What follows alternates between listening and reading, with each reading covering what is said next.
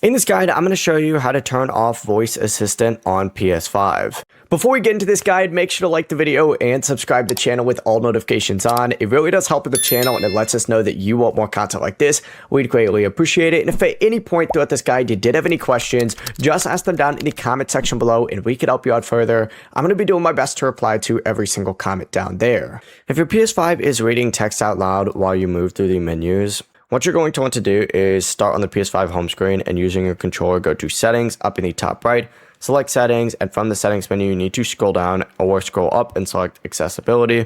Then scroll through here and see screen reader, select it and make sure this is turned off right here. As soon as you disable this, your PS5 will stop reading the menu text out loud.